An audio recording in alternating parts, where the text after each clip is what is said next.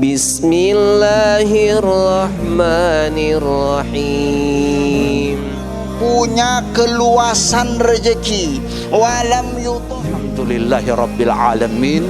Qala Allah berfirman, kata infak itu dia punya irisan dengan kata nifak. Infak Ketika roh dicabut dari jasad kita, Bapak Ibu Saudara, ketika roh dicabut, لا ما عاد يرعبني ظلم يهددني لا شيء أخسره لا مهما يطول الدرب فالحق معه. Bismillahirrahmanirrahim. Assalamualaikum warahmatullahi wabarakatuh.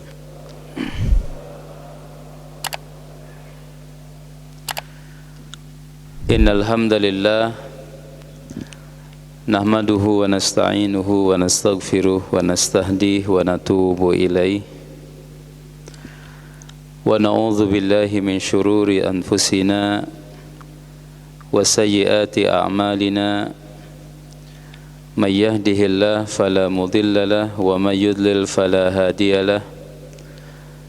Asyhadu an la ilaha illallah wahdahu la syarika lahu wa ashhadu anna Muhammadan abduhu wa rasuluhu alladzi la nabiyya ba'dah. Allahumma la sahla illa ma ja'altahu sahla wa taj'alul hazna idza syi'ta sahla. Allahumma la mani'a lima a'taita wa la mu'tiya lima mana'ta wa la yanfa'u dzal jaddi minkal jadd. Jamaah subuh yang dirahmati Allah Subhanahu wa taala. Dalam satu riwayat dicatat oleh Imam At-Tabari dalam kitab tarikhnya At-Tarikhul Kabir jilid 2 halaman 32. Pada satu peristiwa di perang Badar, adalah Rasulullah sallallahu alaihi wasallam sufufa ashabihi fi yaumi badrin fi yadihi qadhun ya'dilu bihil qaum. Pada perang Badar, sebelum perang dimulai, Rasulullah sallallahu alaihi wasallam meluruskan barisan para sahabat. Barisannya diluruskan dengan ada semacam alat begitu dipegang oleh Nabi sallallahu alaihi wasallam untuk meluruskan barisan kaum muslimin.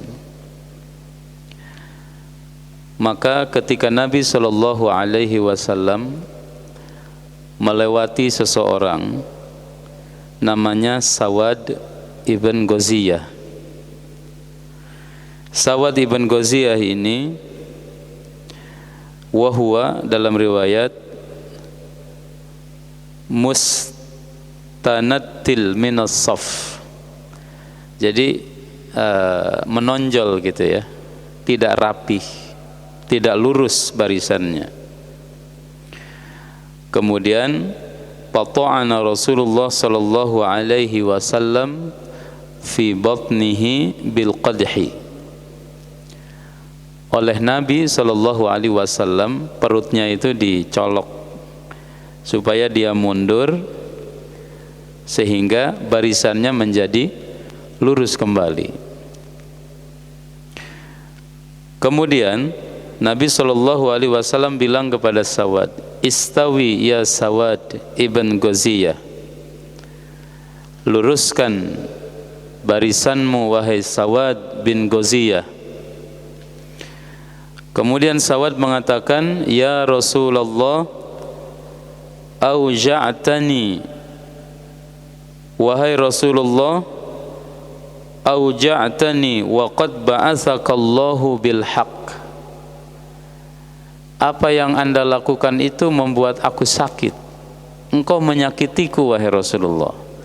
Ketika dicolok oleh Nabi sallallahu alaihi wasallam tersebut.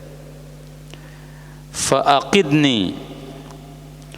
Dan Sawad mengatakan, aku minta balasan, aku nuntut balas.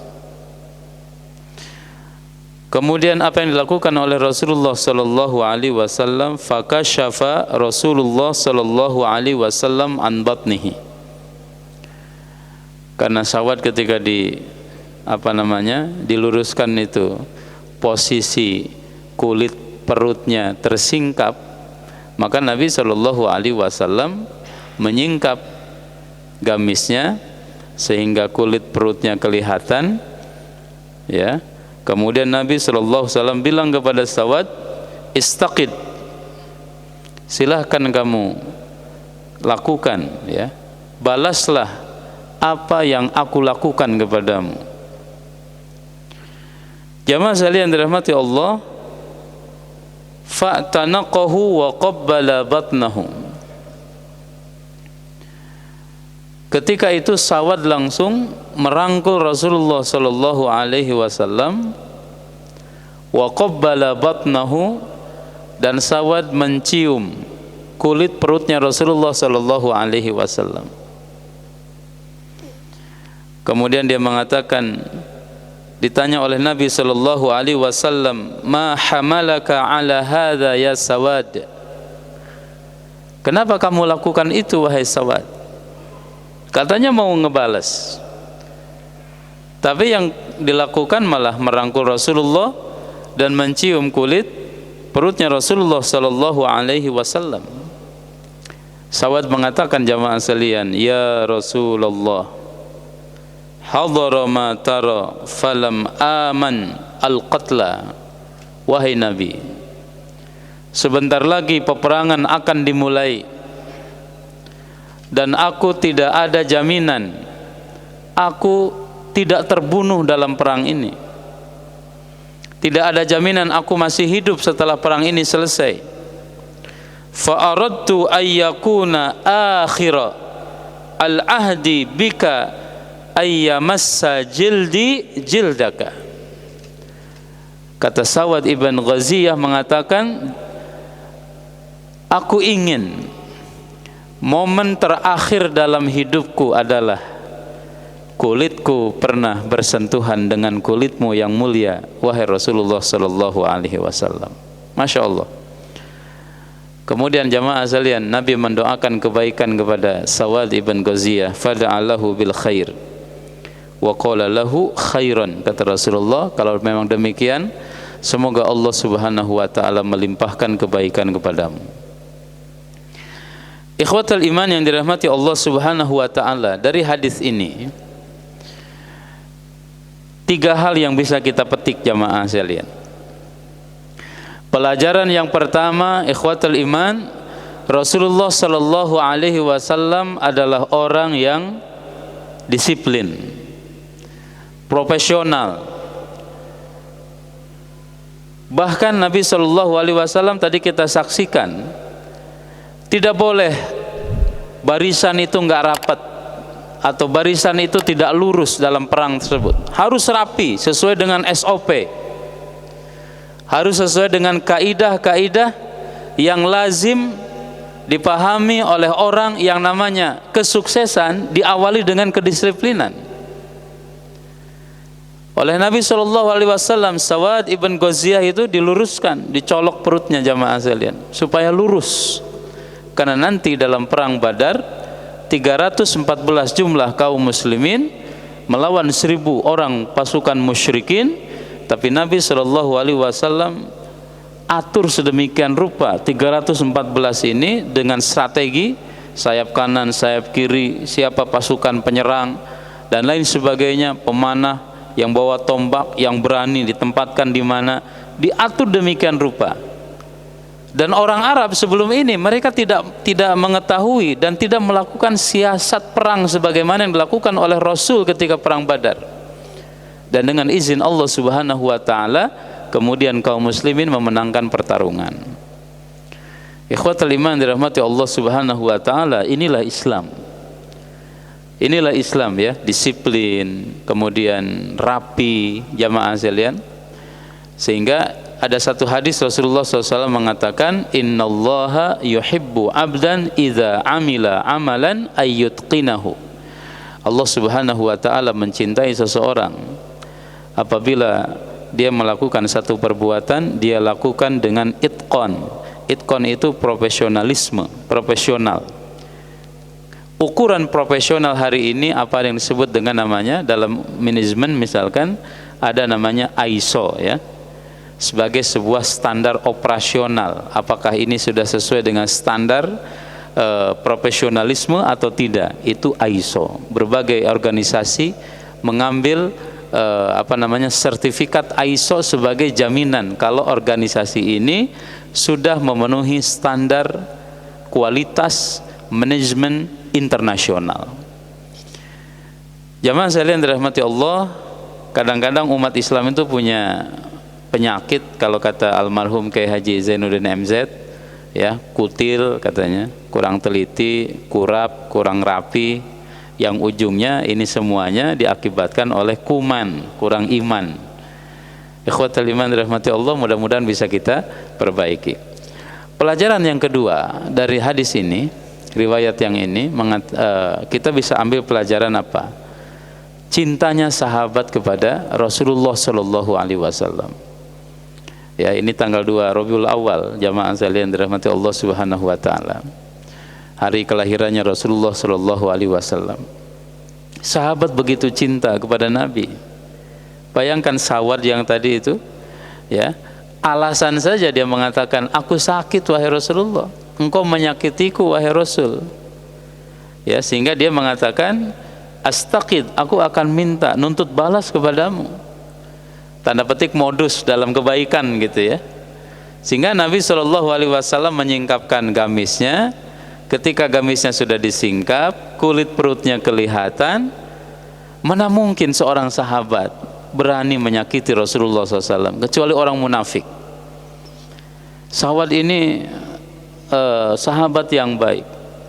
Maka apa yang dilakukan oleh sahabat jamaah sekalian? Dipeluknya Rasulullah Sallallahu Alaihi Wasallam, diciumnya kulit perut Rasulullah Sallallahu Alaihi Wasallam. Ketika ditanya kenapa, sahabat mengatakan, sebentar lagi kan perang, belum tentu aku masih hidup setelah perang ini, maka aku ingin momentum terakhir yang aku lakukan adalah kulitku bisa bersentuhan dengan kulitmu yang mulia. Masya Allah. Jamaah sekalian dirahmati Allah, ini dilakukan oleh para sahabat, sehingga Abu Sufyan ibn Harb, salah seorang sahabat nantinya masuk Islam pada tahun ke-8 Hijriah, ketika dia tahun ke-6 Hijriah memimpin delegasi ekspedisi perdagangan ke Syam. Syam waktu itu masih dikuasai oleh orang-orang Kristen. Yang berkuasa pada waktu itu adalah Heraklius, ya, Kaisar Heraklius. Dia mengambil basis di Syam, di Syria, di Damaskus. Tahu ada, pertama Rasulullah waktu itu mengirim surat kepada raja-raja jamaah sekalian, Heraklius, kemudian Kisra, kemudian ke Yaman, kemudian ke Mesir, kemudian ke Habasyah dan lain sebagainya. Ajakan untuk masuk Islam. Surat yang dibawa kepada Heraklius dibawa oleh seorang sahabat namanya Dihyah ibn Khalifah al-Kalbi. Dibaca surat itu, isinya ajakan masuk Islam. Heraklius ingin mengklarifikasi Muhammad ini siapa. Maka pas waktu itu kebetulan Abu Sufyan dengan pasukan, dengan para pedagang lagi ekspedisi ke Syam. Ditanya, dipanggil ke istana, ditanya siapa Muhammad, teliti. Intinya jamaah sekalian dirahmati Allah, ditanya satu hal, ya, bagaimana kedudukan Muhammad di tengah-tengah para sahabatnya. Apa kata Abu Sufyan ibn Harb? Dia mengatakan, hadirin sekalian, ma ra'aitu ahadan yuhibbu ahadan ka hubbi ashabi Muhammadan. Aku tidak pernah melihat seseorang mencintai yang lain melebihi cintanya sahabat-sahabat Muhammad kepada Muhammad sallallahu alaihi wasallam. Sahabat itu sangat cinta jamaah sekalian. Ketika perjanjian Hudaybiyah tahun ke-6 Hijriah, Nabi ada di situ. Mohon maaf jamaah sekalian, ini hadis. Ya, kalau Rasulullah meludah, ya, apa yang terjadi jamaah sekalian dirahmati Allah? Payatabadaruna, Maka para sahabat itu berlomba-lomba untuk menadah ludahnya Rasulullah sallallahu alaihi wasallam, payudallikuna bihi wujuhahum wa juludahum. Kemudian ludahnya itu diusapkan ke muka, ke kulit-kulit mereka. Karena Nabi sallallahu alaihi wasallam ludahnya wangi, kemudian juga keringatnya wangi. Ada seorang ibu-ibu yang dia kalau Rasul keringetan tuh dikumpulin tuh keringatnya di dalam botol. Ada juga Imam Ahmad ibn Hanbal rahimahullahu taala, dia punya 2 lembar rambut Rasulullah sallallahu alaihi wasallam, dan dia wasiat, kalau aku nanti mati 3 lembar, maka 1 lembar rambut di mata sebelah kanan, 1 lembar rambut Rasulullah di mata sebelah kiri, 1 lembar rambut yang lainnya di mulutku, kata Imam Ahmad ibn Hanbal rahimahullahu taala. Dan itu tidak disalahkan di dalam Islam, yang disebut dengan namanya tabarruk bi Rasulillah sallallahu alaihi wasallam. Kalau Rasulullah wudu, para sahabat itu berebut air wudu, bekas air wudunya Rasulullah sallallahu alaihi wasallam, percikan airnya. Cinta kepada Nabi, kecintaan kepada Nabi itu sampai hari ini jamaah sekalian. Ini yang membuat musuh-musuh Islam iri kepada Rasulullah, iri kepada Islam. Buktinya apa jamaah sekalian? Nabi sudah wafat 1400 tahun yang lalu, 14 abad yang lalu Rasulullah wafat. Tapi mohon maaf, kebencian mereka sampai hari ini tidak bisa padam. Sehingga apa yang terjadi jamaah yang dirahmati Allah, berbagai macam penghinaan kepada Nabi SAW muncul. Contohnya adalah misalkan bikin karikatur Rasulullah. Ada satu tabloid satir di Prancis yang beberapa tahun yang lalu dia ketika menulis menggambarkan Nabi, membuat karikatur Rasulullah. Charlie Hebdo, korannya ya, Charlie Hebdo itu membuat karikatur Nabi. Na'udzubillahi min dzalik jamaah sekalian, karikatur yang menghinakan, menistakan. Dan Presiden Prancis Emmanuel Macron ketika ditanya, dia mengatakan ini bagian dari kebebasan berekspresi, dia katakan. Ya, kebebasan berekspresi versi dia. Kebebasan berekspresi bukan berarti bebas menghina simbol-simbol agama yang lain. Kemarin jamaah sekalian yang dirahmati Allah Subhanahu wa taala, ada 2 kasus Prancis. Ya, ada seorang guru sejarah katanya, dia memperlihatkan karikatur Nabi itu kepada muridnya. Di antara muridnya ada orang Chechnya. Orang Chechnya itu imannya luar biasa. Apa yang terjadi? Itu guru ketika pulang dari sekolah dipenggal kepalanya jamaah sekalian, kemudian mayatnya digeletakkan di tengah jalan. Ya, dia cemburu, meskipun akhirnya yang membunuh itu ditembak oleh oleh aparat, dia mati. Dia cemburu, nabinya digituin, nggak bisa jamaah yang dirahmati Allah Subhanahu wa taala. Ya, cinta kepada Rasulullah sallallahu alaihi wasallam. Yang ketiga, yang terakhir, dari riwayat ini kita bisa mendapatkan satu pelajaran penting juga, yaitu apa? Rasulullah sallallahu alaihi wasallam sangat tidak suka dengan kezaliman. Nabi ketika Sawad itu dicolok oleh Rasulullah, katakanlah begini ya, dicolok perutnya supaya lurus, Sawad mengatakan, engkau menyakitiku wahai Rasulullah. Rasulullah kemudian kalau begitu istaqidni, silahkan balas aku. Rasul tidak mengatakan habis sih barisan kamu nggak lurus, enggak jamaah sekalian. Kalau memang aku menyakitimu, itu kezaliman, silahkan balas aku. Masya Allah, hadirin sekalian dirahmati Allah. Nabi Rasul sangat tidak mau menghadap kembali kepada Allah, ada kezaliman yang belum dibalas. Ikhwatal iman dirahmati Allah Subhanahu wa taala. Sense of istilahnya law gitu. Kesadaran Rasulullah kepada hukum. Rasul nggak mau ada kezaliman yang dia lakukan, yang menyakiti sahabat, menyakiti rakyatnya, menyakiti umatnya. Na'udzubillahi min dzalik jamaah sekalian yang dirahmati Allah.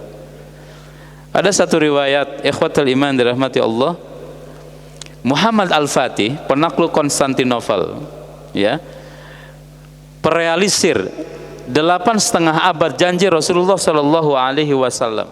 Rasul pernah ngomong, Konstantinopel akan ditaklukkan, penakluknya sebaik-baik pemimpin, tentaranya sebaik-baik tentara. Itu baru direalisir setelah 8,5 abad dari Nabi mengucapkan hadis itu. Jamaah sekalian, pada satu hari 10 tahun Muhammad Al-Fatih ini sudah punya guru, 2 guru yang berpengaruh dalam hidupnya. Pertama adalah Mula Al-Qurani. Yang kedua guru spiritualnya adalah namanya Aqsh Syamsuddin. Aqsh Syamsuddin pada satu hari dia pernah mukul Muhammad Al-Fatih dengan pukulan yang sangat kencang, yang sangat kuat. Tanpa sebab, tanpa alasan. Tapi pada waktu itu Muhammad Al-Fatih tidak bisa protes. Kemudian setelah dia dewasa menaklukkan Konstantinopel, menjadi menjadi penguasa, dia bertanya kepada gurunya. Dia bilang, ada satu hal yang mengganjal dalam hidupku atau dalam hatiku wahai guru. Apa kata gurunya? Dia bilang, pada satu hari engkau memukulku dengan tanpa sebab. Engkau pernah memukulku dengan keras, dengan tanpa sebab.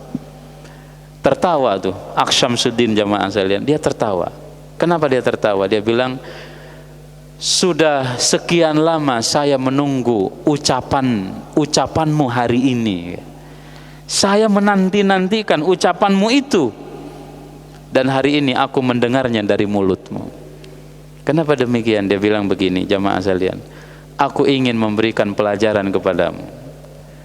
Pelajaran apa?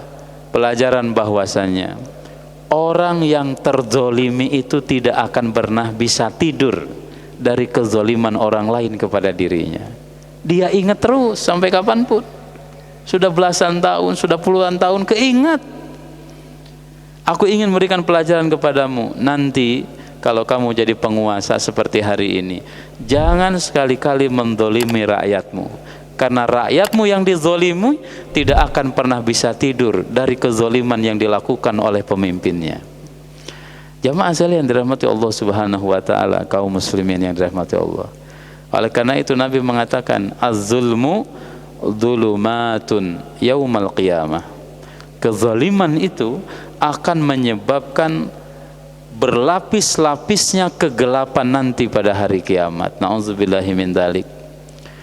Oleh karena itu jamaah sekalian dirahmati Allah Subhanahu wa taala, kalau kita istighfar, taubat kepada Allah, hadirin sekalian, yang paling penting sebelum taubat itu adalah sadari kezaliman yang pernah dilakukan. Sadari dulu tuh. Nggak boleh jaim gitu ya. Nggak boleh jaga image. Istighfar tapi kezaliman yang pernah dilakukan dia lupa, dia nggak mau nyadarin gitu. Itu nggak boleh. Contoh, ini dilakukan oleh para nabi. Nabi Adam itu ketika dia minta ampun kepada Allah, dia ungkapkan kalau dirinya zalim. Rabbana dhalamna anfusana wa illam taghfir lana wa tarhamna lanakunanna minal khasirin. Pertama-tama dia akui itu, Rabbana dhalamna, ya Allah aku zalim anfusana, kepada diri-diri kami. Kezaliman apa yang dilakukan oleh Nabi Adam? Dulu ketika dilarang makan buah ya di satu pohon, tapi Nabi Adam malah melakukan sehingga diusir oleh Allah Subhanahu wa taala dari surga. Nabi Yunus alaihi salam, jamaah sekalian, ketika dalam perut ikan, kemudian dia membaca tasbih atau membaca zikir, la ilaha illa anta subhanaka inni kuntu minadh dhalimin. Diakui oleh dia, tiada Tuhan selain engkau ya Allah, maha suci engkau ya Allah, sesungguhnya akulah ya, sesungguhnya aku minadh dhalimin, termasuk orang-orang yang berbuat zalim. Masya Allah, akui kezaliman. Ikhwatal iman yang dirahmati Allah Subhanahu wa taala, kaum muslimin, mudah-mudahan riwayat yang tadi memberikan pencerahan kepada kita sekalian, menambah cinta kita kepada Nabi Sallallahu Alaihi Wasallam, dan kita senantiasa disiplin serta sebisa mungkin kita menghindari kezaliman-kezaliman yang dilakukan kepada siapapun ya, dan mudah-mudahan Allah menjadikan kita sebagai umat Rasulullah SAW. Subhanakallahumma rabbana wa bihamdika asyhadu an la ilaha illa anta astaghfiruka wa atubu ilaik. Wassalamualaikum warahmatullahi wabarakatuh. Allahumma